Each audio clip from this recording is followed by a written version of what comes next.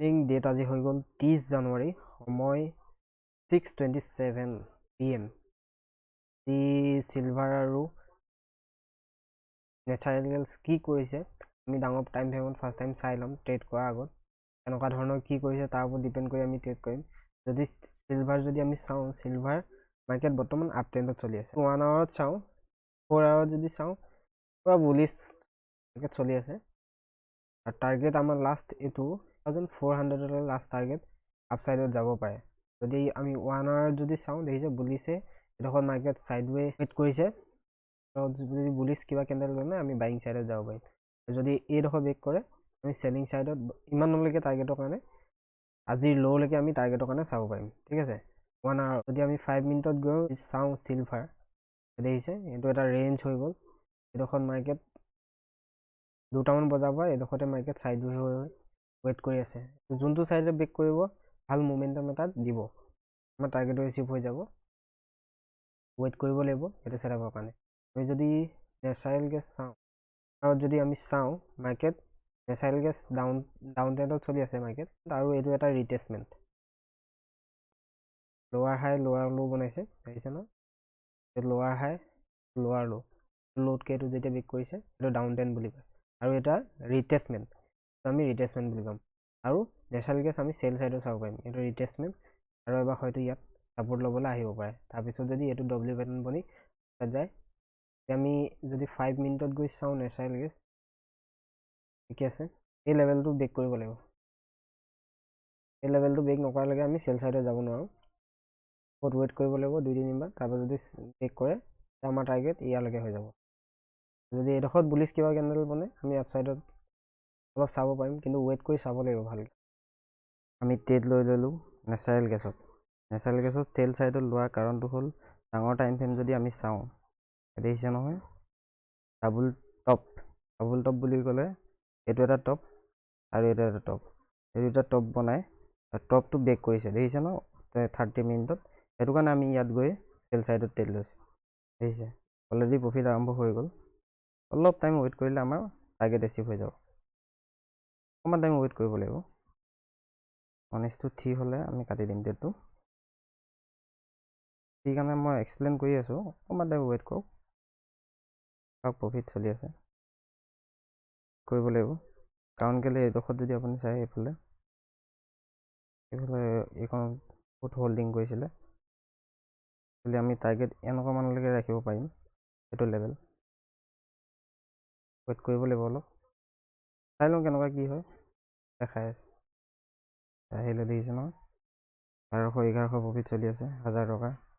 অলপ ওপৰলৈ বাউন্স কৰিবলৈ চেষ্টা কৰিছে, নোৱাৰে এইডোখৰত বাউন্স কৰিব, এইডোখৰ লেভেলতহে বাউন্স কৰিব কৰিলে।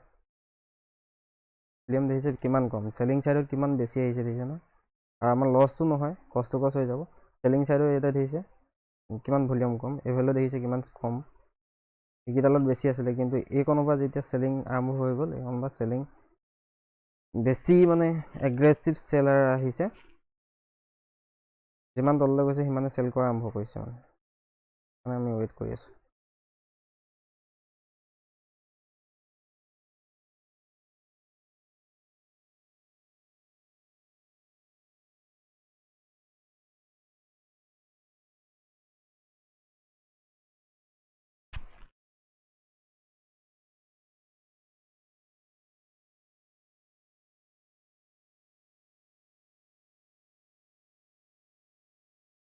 এই বুলিছ কেণ্ডেলৰ অহা কাৰণটো হৈ গ'ল এইকণত যোনবোৰে চেল কৰিছিলে, এইটো লেভেলত চেল যোনে কৰিছিলে, এইটো লেভেলত যোনে চেল কৰিছিলে, এতিয়া এইডোখৰত প্ৰফিট বুকিং কৰিছে।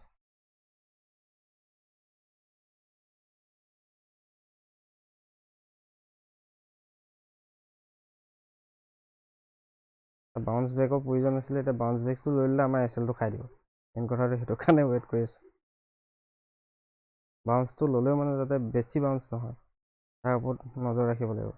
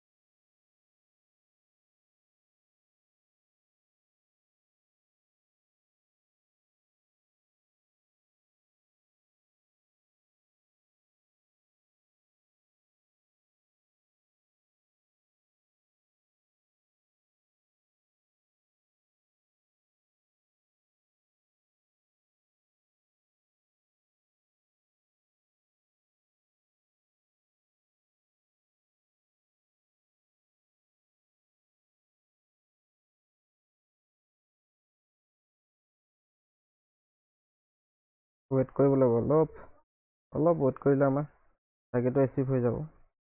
ধৈৰ্য ধৰিব লাগিব। এতিয়া আমাৰ 900,000 টকা প্ৰফিট চলি আছে। অলপ ৱেইট কৰিলে আহিছে। বাইং প্ৰেছাৰ ইয়াৰ পৰা হেৰি কৰিব পৰা নাই।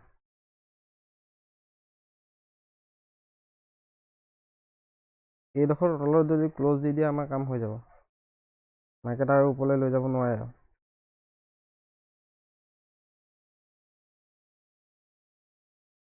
আৰু এইফালে বাইং চাইডো এইফালে ওপৰত যদি ক্ল'জ দিয়ে তেতিয়াও প্ৰব্লেম এটা হ'ব আমাৰ।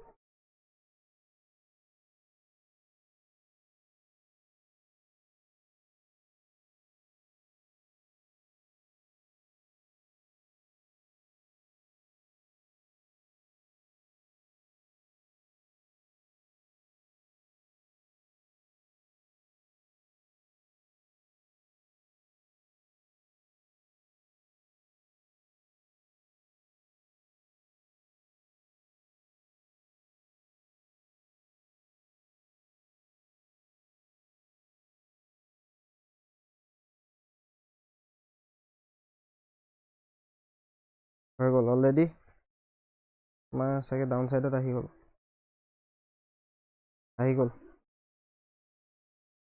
হেল্ল' গাইজ, আমাৰ প্ৰফিট এতিয়া বাঢ়ি গ'ল। দেখিছে 1400 কিমান টকা হৈ গ'ল। বেক কৰি দিলে। 1 মিনিট আছে। 1 মিনিটত যদি কেনেল ক্ল'জ কৰি দিয়ে বছ আমাৰ টাৰ্গেট এচিভ হৈ যাব। আৰু জোৰছে ভলিউম আহিব লাগে। চেলিং চাইডত ভলিউম বেছি আহি আছে। আৰু এইফালে ডাঙৰ টাইম ফ্ৰেমত দেখিছে ন, কোনো ছাপৰ্ট নাই এইডোখৰত। ছাপৰ্ট লেভেল হৈ গ'ল এইটো 69। এইডোখৰলৈকে এবাৰ 69লৈকে যদি একবাৰ টাচ কৰিবলৈ আহি যায় আমাৰ ধুনীয়া এচিভ হৈ যাব টাৰ্গেট।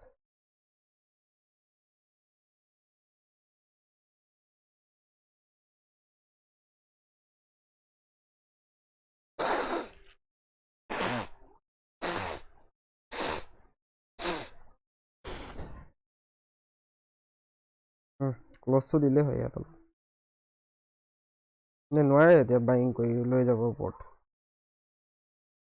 চলিছে আমাৰ ট্ৰেড ধুনীয়া চলি আছে। আমি কষ্ট কৰি দিলোঁ। এতিয়া লষ্ট আমাৰ কোনো পধ্যেই নহয়। 1425 টকা প্ৰফিট চলি আছে। আৰু এইডোখৰ পৰা ডাবল বটম বনিবলৈ হ'লেও ডব্লিউ পেটাৰ্ণ এটা বনিব। জাষ্ট ইয়াৰ পৰা এনেকৈ আহি ইয়ালৈ অলপ ওপৰত গৈ কয়বাৰ হ'লেও তললৈ আহিবই। তাৰপিছতহে বাইং চাইড যাবলগীয়া হ'লেও এনেকৈ ওপৰলৈ যাব। আমি টেলিং আছিলে এডালত ৰাখিম। মাৰ্কেট কেতিয়াও জিগজাক এনেকৈ ডাইৰেক্ট তললৈ নাহে ন, তাৰ ৰিটেচমেণ্ট প্ৰয়োজন আছিলে। সেই ৰিটেচমেণ্টটো এতিয়া বৰ্তমান হোৱা নাই। ৰিটেচমেণ্টটো কেতিয়া হয় তালৈকে যদি আমাৰ টাৰ্গেট আৰু অলপ তললৈ আহিলে আমাৰ টাৰ্গেটে এচিভ হৈ গ'লহেঁতেন। তেতিয়া আমি ৰিটেচমেণ্টটো আকৌ মানে ৱেইট কৰিব লগা নহ'লেহেঁতেন। কিন্তু ইয়াত যদি আকৌ ৰিটেচমেণ্টটো আহি যায় তেতিয়া আমি ৱেইট কৰিবলগীয়া হৈ যাব। হয়তো এছেলো খাবলগীয়া আছে। এইটো এটা প্ৰব্লেম আছে। সেইকাৰণে ৱেইট কৰিম। আমি কি হয় চাই লওঁ। কষ্টলৈও কাটি দিম, কি কথা আছে। মুঠতে এইটো লছ নলওঁ আমি। এতিয়া হৈ গ'ল 8টা বাজিছে। আমাৰ দেখিছে প্ৰফিট হৈ 2400 প্ৰফিট হৈ আছে। মাৰ্কেট অলৰেডি তললৈ গিৰা আৰম্ভ হৈ গ'ল। এডোখৰত শ্ল' হৈছিলে মমেণ্টাম, কিন্তু এতিয়া লাহে লাহে গিৰিবলৈ আৰম্ভ কৰিছে। এতিয়া আমি ৱেইট কৰিম আৰু অলপ 70লৈকে টাচ কৰালৈকে। লেভেল এটা ছাপৰ্ট লেভেল গিৰা আৰম্ভ হৈছে। ভলিউম বাঢ়িছেহে। দেখিছে কিমান জোৰছে গিৰিছে। আজি প্ৰফিট ধুনীয়া প্ৰফিট হৈ গ'ল। এই 2700 টকা প্ৰফিট হ'ল। ৱেইট কৰিম। মমেণ্টামক কাটি নিদিওঁ, ৱেইট কৰিম। ডাঙৰ প্ৰফিট কৰিলেহে আমাৰ কাম হ'ব। কিন্তু আমি 2000 টকা ৰাখিবলৈ চেষ্টা কৰিম। যদি ট্ৰেইলিং এছ এলটো হেৰি কৰি এছ এলটো এতিয়া এনেকুৱা লেভেল এটা গুচি আহিব।